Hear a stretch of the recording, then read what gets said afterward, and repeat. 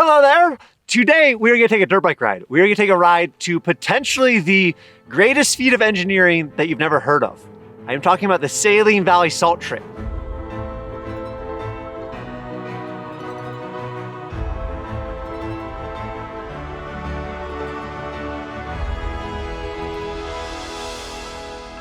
The Saline Valley Salt Tram was built in 1913 to take salt out of Saline Valley, which is in Death Valley National Park, up and over the Inyo Mountains and into Owens Valley that you see behind me.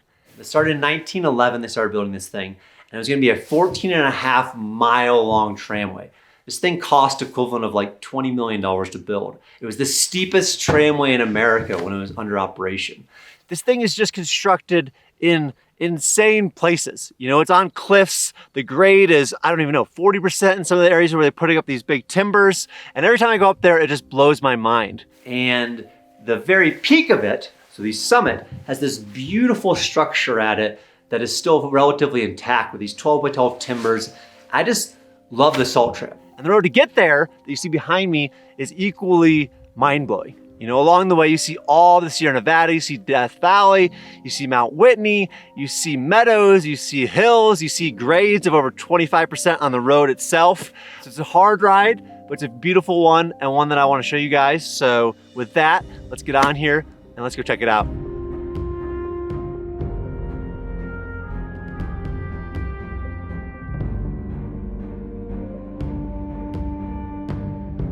On this day, my goal is just to ride my bike with no real agenda and just zoom over to the salt tram. You know, a place that I've been a dozen times. I love visiting places like the salt tram. It just reminds me of what's possible, that beauty of possibility, of trying daring things. You know, humans are just naturally drawn to massive things that other humans have done in the past. Think about all the most visited sites, the Colosseum, the pyramids, the Taj Mahal, Eiffel Tower, Great Wall of China. People visit all these things for different reasons, but I think that the main one is just to be reminded what our species can do if we put our minds to it. You know, it helps put whatever struggle we're in perspective. And for me, it just helps me dream bigger, to reach even further, to connect me with the past and leave me in this state of awe of what others have done before.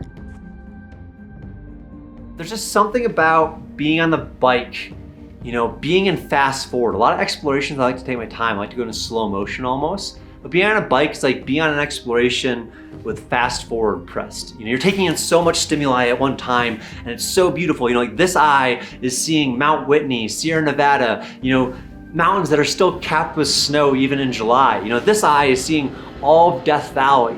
And occasionally you see these little remnants of pump houses or mines or these things from the past. There's fields, these beautiful fields that you go through, twisting and turning through pinyon pines and forests that I never see over here, until finally you arrive at just this insane structure that to imagine it being built is very hard. It's just one of those things that's truly awe-inspiring. You know, it stops you in your tracks. It makes you just do that, you know, which I think is very rare in today's society.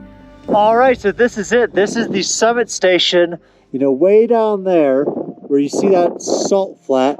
Salt would come from there all the way up this preposterously steep mountain.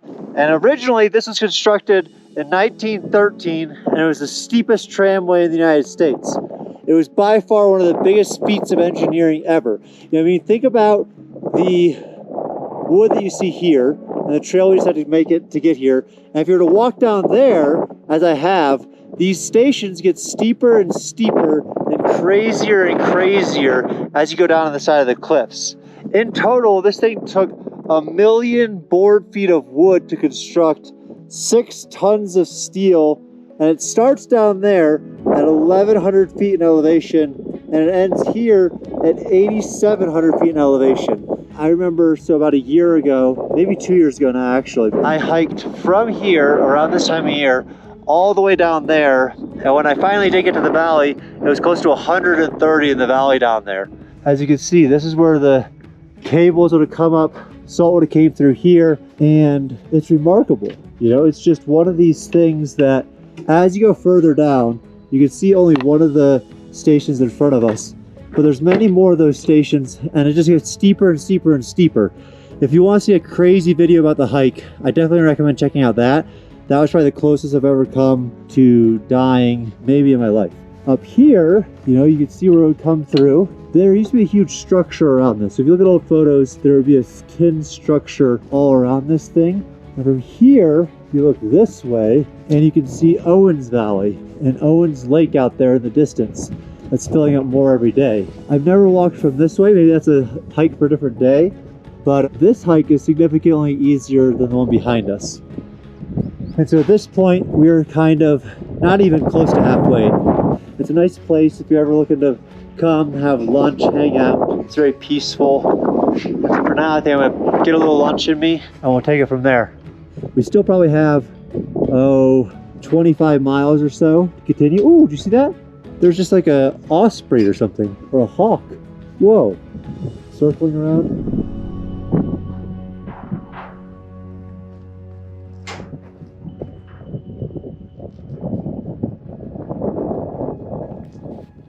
Adventures can come in a lot of shapes and sizes, and I think that every day we should try to take one.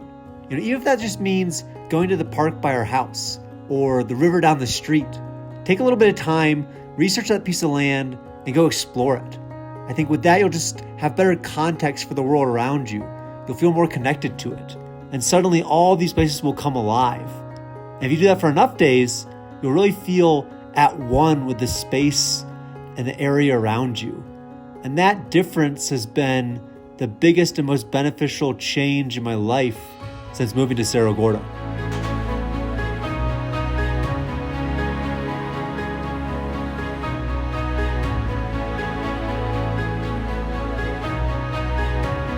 And so this bike ride was awesome. You know, I loved just zooming along, trying to get one or two more clicks out of the engine as the dirt bike just skips along the dirt. It's just very freeing. And it's brought me back to kind of my earlier days here. And I think if there was a general theme over the last few months, it's been kind of returning to my roots, you know, getting inspired by these explorations, getting inspired by this history, getting inspired by the projects we're doing, and just all that there is to still do. I do think that explorations are a key part of everybody's life.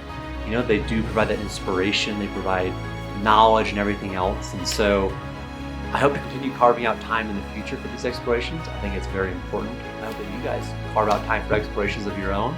That's been a huge benefit. It's the only thing over the last month or so up here.